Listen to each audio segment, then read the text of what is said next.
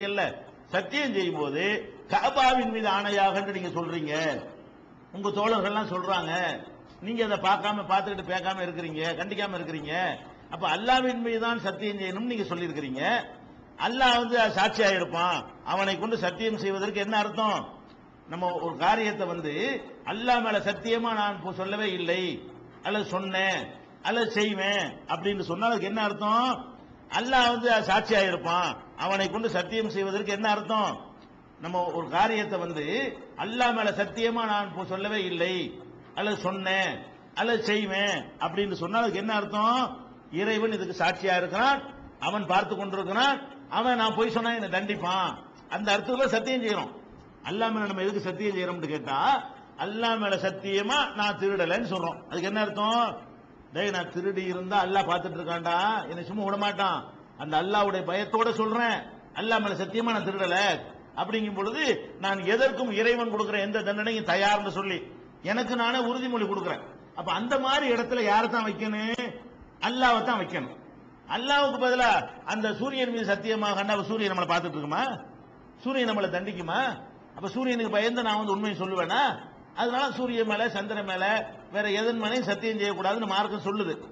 அப்படி வச்சீங்கன்னா இப்ப காபா மேல மட்டும் சத்தியம் செய்யலாமா? காபாங்கிறது ஒரு கட்டடம் தானே, அது மண்ணு சிமெண்ட் செங்கல் சுண்ணாம்பு இதுல கட்டப்பட ஒரு கட்டடம் தானே. அது அதன் மீது சத்தியமாக அது உங்களை பாக்குதா? அது உங்களை கேட்குதா? நீங்க ஏதாவது தப்பு செஞ்சா அந்த காபாங்கிற கட்டடம் உங்களை தண்டிக்குமா? அவர் கேட்கிறாரு, யாரு? யூதர் கேட்கிறாரு, நீங்கள் காபா மேல சத்தியமாங்கிறீங்களங்க, காபாங்கிறது நல்லவா? அது உங்களை பாக்குதா? அது ஒரு பில்டிங். அப்ப நீங்க அல்லாஹ்வுடைய இடத்துல எதை வைக்கிறீங்க? காபாங்கிற கட்டடத்தை கொண்டு வச்சுட்டீங்க. அது எப்படி சரியா வரும்? இது இணை கற்பித்தல் இல்லையான்னு கேட்கிறாரு. உடனே ரசூல் ஸல்லல்லாஹு அலைஹி வஸல்லம் கேட்டா, கரெக்ட் தான், அதுவும் இந்த கவனக்குறை வேற சொல்றாங்க, இனிமேல் காபாவின் இறைவன் மீது ஆணையாக சொல்லுங்க. சஹாபாக்களுக்கு உத்தரவு போடுறாங்க, வல் காபான்னு இனிமேல் சொல்லவே கூடாது, ஒரு ரப்பில் காபா, காபாவுடைய ரப்பின் மீது இறைவன் மீது ஆணையாக நீங்க மாத்திக்கிறீங்க. இனிமே அதனால குர்ஆன் மேல சத்தியம் செய்யக்கூடாதுங்கிறோம். குர்ஆன் மேல சத்தியம் செய்யக்கூடாதுன்னா குர்ஆன் நம்மளை பார்க்குமா? குர்ஆனை ஓதுனா நன்மை கிடைக்கும், அது வேற விஷயம். குர்ஆன்ங்கிற நம்மளை நரகத்துல போடுமா? குர்ஆன்ங்கிற நம்மளை தண்டிக்குமா? நம்ம செய்யறது அது ஒரு அல்லாஹ்வுடைய வேதம், அவ்வளவுதான். அதை ஓதணும், அதை மதிக்கணும். அதன் மீது சத்தியம் செஞ்சிடக்கூடாது. சத்தியம் செஞ்சா அல்லாஹ் மாதிரி இதையும் கருதுற மாதிரி ஆயிரும், இதுவும் அல்லாஹ்வுடைய இடத்துல வச்ச மாதிரி ஆயிரும்.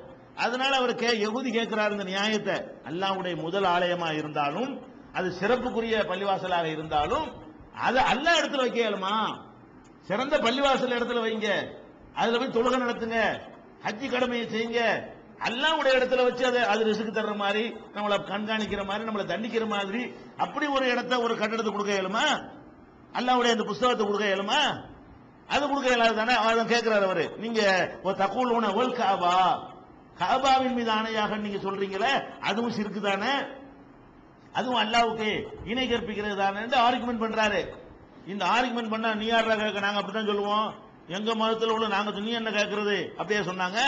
கேளு, எதா இருந்தாலும் நாங்க கவனிக்காம ஒன்னு ரெண்டு விட்டுருப்போம் மனிதனுங்கிற முறையில். உன்ட்ட நியாயம் இருந்தா ஏத்துக்கிறோம். இனிமே என்ன செய்யணும்?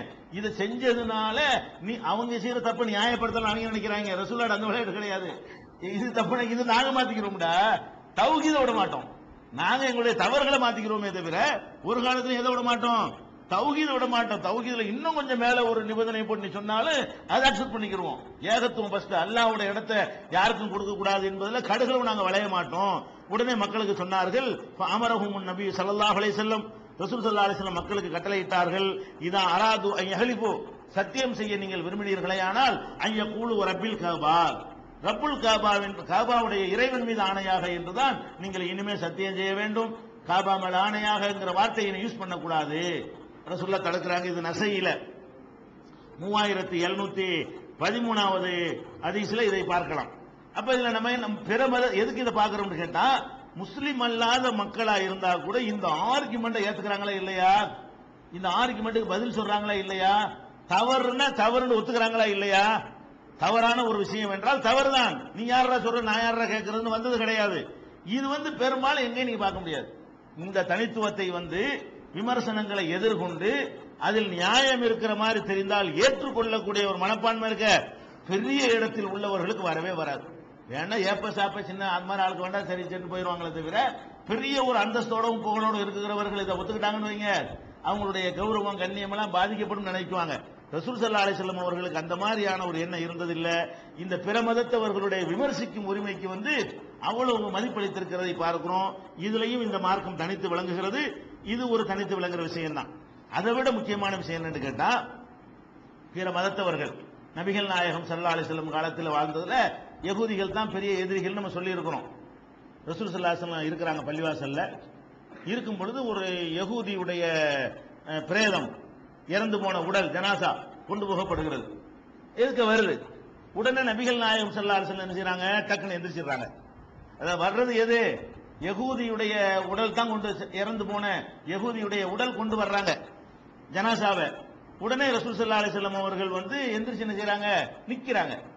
சஹாபாக்கள் நினைக்கிறாங்க இந்த வர்றது யகூதியுடைய பாடின்னு தெரியாம ரசூலுல்லாஹ் நிக்கிறாங்க போல இருக்குன்னு சொல்லி அவங்க யாவப்படுத்துறாங்க. இன்னஹா ஜனாசத்து யகூதியின், அல்லாஹ்வுடைய தூதரே இது யகூதியுடைய ஜனாசா, அவருடைய பாடி அப்படின்னு சொல்றாங்க. உடனே ரசூல் ஸல்லல்லாஹு அலைஹி வஸல்லம் சொன்னாங்க, இதா ரஅய்துமுல் ஜனாசத ஃபுகூமு, எந்த ஜனாசா எழுந்து நில்லு, யகூதியா இருந்தா என்ன வேற யாரா இருந்தா என்ன, எழுந்து நில்லு பேசாம அப்படின்னு சொல்லி ரசூல் ஸல்லல்லாஹு அலைஹி வஸல்லம் சொன்னாங்கன்னு புகாரியில 1311 இருக்கிறது. 1313 அலைசத்து நப்சன், அது ஒரு உயிர் இல்லையா, அதுவும் மனுஷன் தானே அப்படின்னு சொல்லி காரணத்தை சொன்னதாக 1313வது ஹதீஸ்ல அதுக்கு காரணத்தையும் சேர்த்து சொன்னதை நம்ம பார்க்கிறோம். இப்ப என்ன பார்க்கிறோம்? இந்த ஒரு மனித நேயம் இன்னைக்கு பார்க்கிறோம். ஒரு மனிதனுடைய பாடியை இன்னைக்கு எடுத்துட்டு போக முடியல, சில தெருக்கள்ல, சில கடை வீதிகளில் எடுத்துட்டு போக முடியல, சில ஊர்களில் கொண்டு போய் கடந்து கொண்டு போக முடியல. செத்து போன உடலை கொண்டு போகும்போது நீ ஓசாதிக்காரனுடைய பாடி எங்க தெருவில் இப்படி வர்றது, எங்க அடக்கத்தலத்துக்கு எப்படி வர்றது, நாங்க விடுவோமா அப்படின்னு செய்யக்கூடிய காட்சியை பார்க்கிறோம். இவர் இந்த பாடி எங்க போகுது? ஒரு பெரிய ஒரு சக்கரவர்த்தியுடைய ஆளுகையில் உள்ள ஒரு நாட்டில், பெரும்பான்மையாக முஸ்லிம்கள் உள்ள ஒரு நாட்டில், அவங்களுடைய தலைமைச் செயலகம், பள்ளிவாசல் தலைமைச் செயலகம், ரசூலுல்லாஹ் அமர்ந்திருக்கிற அந்த இடம் தான் தலைமை செயலகம். அப்ப தலைமை செயலகம் அமைந்துள்ள இடத்துல அதை கடந்து பள்ளிவாசல், உலகத்திலே சிறந்த பள்ளிவாசல் 2வது இடத்தில் இருக்கக்கூடிய மஸ்ஜித் நபவிங்கிற இடத்துல கடந்து அந்த பாடி போகுது. எப்படி உன் பாடியை கொண்டுட்டு எங்க தெருவுக்குள்ள நீ வந்த கேட்கல, எந்திரிச்சு நிக்கிறாங்க. இன்னைக்கு என்ன நடக்குது? இந்த மாதிரி ஒரு பாடி எடுத்துட்டு போனா எவ்வளவு பெரிய, அது போதுமா கலவரத்துக்கு, மனுஷன் வெட்டி சாட்சிக்கிறதுக்கு இதை காரணமாக்கிடுவாங்களே. அப்ப அந்த மாதிரி பிற மதத்தவர்கள் நம்ம வழிபாட்டு தலத்தை கடந்து போறாங்கன்னா போயிட்டு போறாங்க. ரோடு எல்லாத்துக்கும் போது தொலைஞ்சிட்டு போ, இதுல என்ன பெரிய விஷயம்? அப்ப ஒண்ணு என்னன்னு கேட்டா, அல்லாஹ்வுடைய தூதர் அங்க இருக்கிறாருங்கிற பயம் இவங்களுக்கு கொஞ்சம் கூட இல்ல. யாருக்கு? ஏன் அப்படி பயமுறுத்தி ஆட்சி பண்ணல? இந்த எதிரி சமுதாயத்தவர்களுக்கு பாடியை கொண்டு போறோம், முகமது உட்கார்ந்து இருப்பாரு, அவர் தெரு அங்கதான் இருக்கு, ஒரு கோட்டை அங்கதான் இருக்குது, அவர் அரண்மனை அங்கதான் இருக்குது, அதை தாண்டி போனா அதை பின்னி எடுத்துட்டு போறாங்க, கொஞ்சமாவது பயம் இருந்தா வேற கிட்ட போயிருப்பாங்களா இல்லையா? அந்த மக்களுக்கு எந்த விதமான பயமும் கிடையாது. இவங்களும் இவங்க தான் எந்திரிச்சு நிக்கிறாங்க. மத்தவங்களா தடுத்தாங்களா? எந்திரிச்சு நிக்கிறதான் ஏன் நிக்கிறேன்னு கேட்டாங்களே தவிர அவங்க சும்மா உட்கார்ந்து இருக்கிறாங்க. நம்மளை கடந்து போகுது, போயிட்டு போகுது, என்ன போனா என்ன, கொஞ்ச நேரம் கடந்து போனா என்ன ஆயிர போகுது? இந்த மனப்பான்மை பெரும்பாலும் வந்துவிட்டது என்று சொன்னால் எந்த பஞ்சாயத்து இருக்காது, கலவரத்துக்கு இடமே கிடையாது. எல்லா சமுதாயத்தில் உள்ளவர்களும் என்ன செய்யணும்? அவங்க இது நம்ம பக்கம் போட்டு, நம்ம இது அவங்க பக்கம் போட்டு கொஞ்சம் போறதுனால என்ன இருக்குது? ஆனா அது சில பேர் இருக்காங்க, வம்பு கொண்டே வந்துகிட்டு என்ன செய்யறது, அதை கொண்டு போறது மாதிரி இல்லாம வேற மாதிரி திட்டுறது, ஒரு சமுதாயத்தை அசிங்கமான வார்த்தைகளால் கோஷம் போடுறது, இந்த மாதிரியான மேட்டர்கள்னால சில இடங்கள்ல அது பாதிப்பை ஏற்படுத்துது. சும்மா எங்களுடைய இதை நாங்கள் கொண்டு போறோம், கொண்டு போயிட்டு போங்க, எங்களுக்கு என்ன, அல்லாஹ்வுடைய ரசூலுடைய பள்ளிவாசலுக்கு முன்னாடியே போயிருக்குத, அவங்களுடைய ஜனாசா எடுத்துட்டு போயிருக்கிறாங்களே, அவங்க முறைப்படி தானே எடுத்துட்டு போயிருப்பாங்க, அதை ரசூலுல்லாஹ் தடுக்கல, எந்திரிச்சு நிக்கிறாங்க. அப்ப இந்த மாதிரியான உச்சகட்டமான இந்த மனித நேயத்தை எல்லா மதத்தவர்களும் பின்பற்றினாங்கன்னு சொன்னா நாட்டில் கலவரம் வருமா? அவ்வளவு அழகான ஒரு மனித நேயத்தை நம்ம பார்க்கிறோம். நபிகள் நாயகம் ஸல்லல்லாஹு அலைஹி வஸல்லம் அவங்கள்ட்ட ஒரு வழக்கு வருது, அவங்க தான் ஜட்ஜி. நபிகள் நாயகத்துக்கு பல அவங்களுடைய கோலத்து பல முகம் இருக்கிறது அவங்களுக்கு. அது உலகத்தில் யாருக்கும் பன்முகம் உள்ள ஒரு ஆள் நீங்க பார்க்க இயலாது. நபிகள் நாயகத்தை ஒரு ஆளை தான் என்ன செய்ய முடியும்? அவர் ஜனாதிபதியாகவும் பார்க்க முடியும், மத குருவாகவும் பார்க்க முடியும், குடும்ப தலைவராகவும் பார்க்க முடியும், போர்ல தளபதியாகவும் பார்க்க முடியும், ராணுவத்தில் அவங்க தளபதி சீருடை அணிஞ்சு முன்னாடி போய் தலக